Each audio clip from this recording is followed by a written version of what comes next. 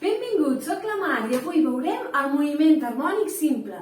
El moviment harmònic és aquell que és de va i ve sobre una posició d'equilibri. Serà un moviment que és periòdic, és a dir, que es va repetint en el temps. I per ser harmònic vol dir que la seva amplitud no dependrà del temps, no anirà canviant aquesta amplitud. Després veurem detalladament què és això de l'amplitud.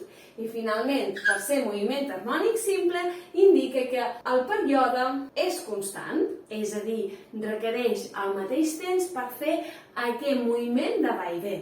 Un exemple típic seria si jo tinc una massa penjant d'una molla i tenim en compte que no hi ha fricció, si li donem una certa energia, aquest moviment de va i ve de forma periòdica al voltant d'un punt d'equilibri seria un moviment harmònic simple. Anem a veure les característiques d'aquest moviment. Per descriure aquest moviment necessitarem una amplitud, un període i una freqüència.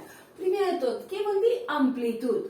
Doncs si ens imaginem que jo faig un moviment sobre aquesta línia i just al mig tinc el punt d'equilibri, la distància màxima on m'arribarà aquest objecte que estic calculant el seu moviment, doncs aquesta distància l'anomenaré amplitud. Si jo a cada posició on es pot col·locar aquest objecte l'anomeno elongació, doncs podré dir que la distància màxima, l'elongació màxima, és l'amplitud d'aquell moviment. Amb unitat del sistema internacional utilitzarem els metres, ja que és una distància. Què passa en el cas del període? El període és el temps que necessita aquest objecte per fer tota una oscil·lació sencera.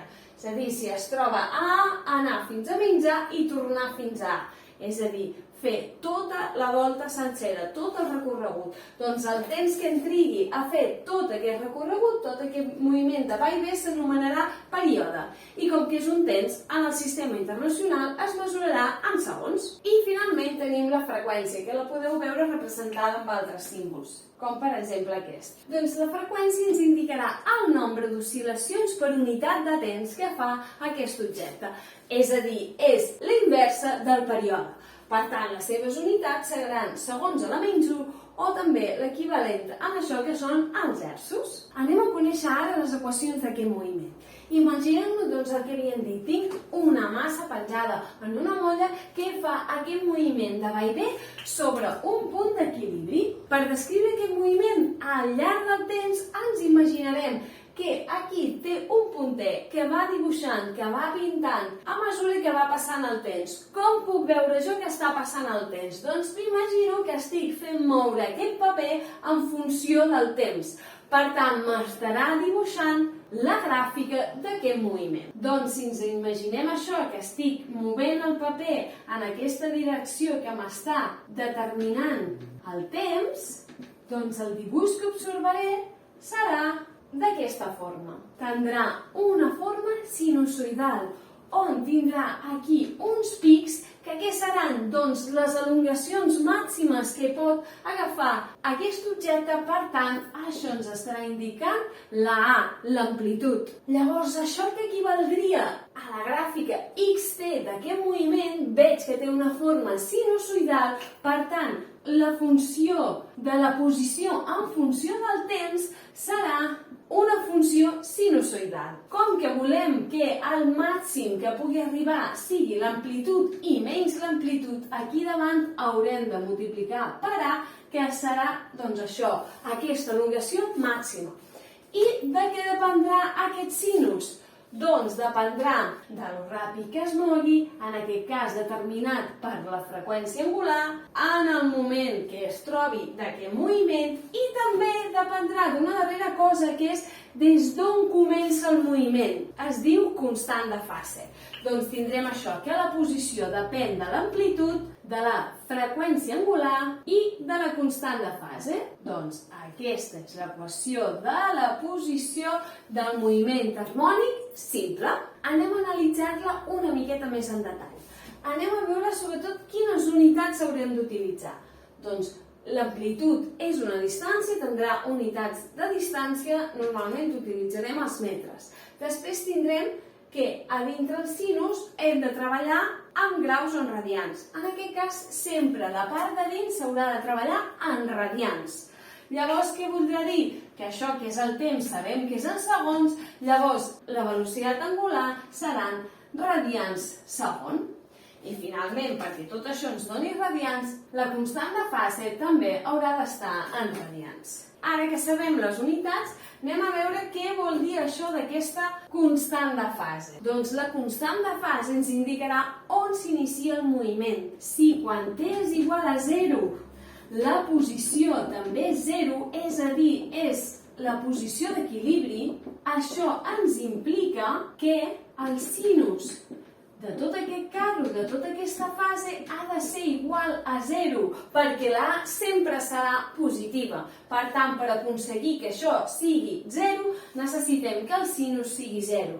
Perquè sigui 0, el que ha de passar és que això també sigui igual a 0. Aquesta primera part no hi ha problema, perquè sabem que t és igual a 0, però què passa amb la constant de fase? Doncs que, perquè això sigui 0, la constant de fase també haurà de valer 0. Llavors, si el moviment comença en la posició d'equilibri, llavors la constant de fase equivaldrà a 0. Anem a fer un altre supòsit, que en el temps 0, és a dir, iniciem el moviment quan x és igual a a, és a dir, l'amplitud màxima. Quan aconseguirem això?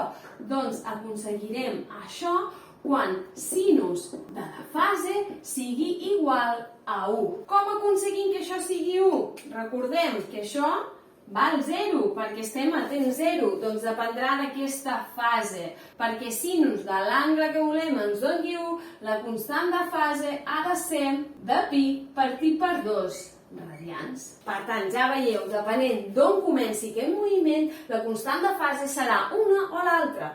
Podria passar també que temps 0 estigués a menys amplitud.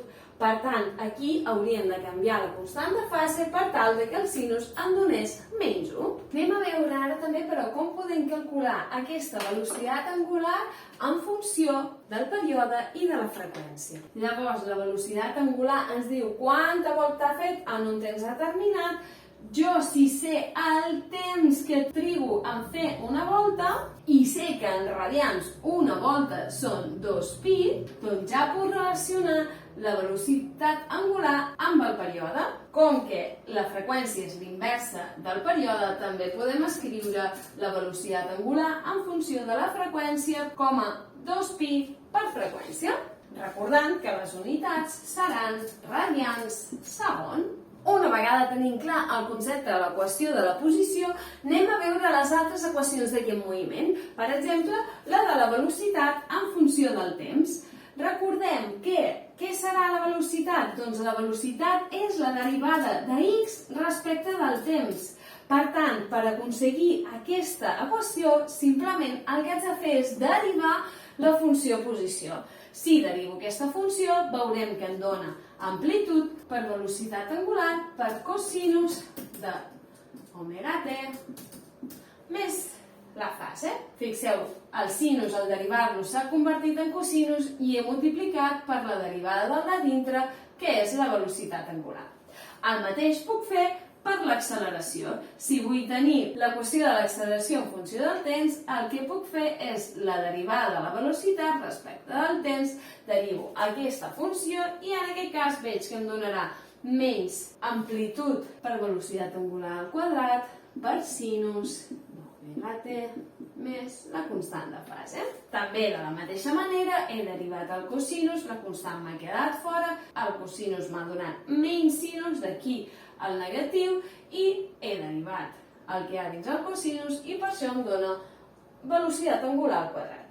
Finalment, d'aquí el que podem observar és que si agafo la A i el sinus, veig que tinc la mateixa equació que la de la posició. Per tant, l'acceleració també la puc escriure com menys velocitat angular al quadrat per la posició. Però fixeu-vos, és exactament el mateix.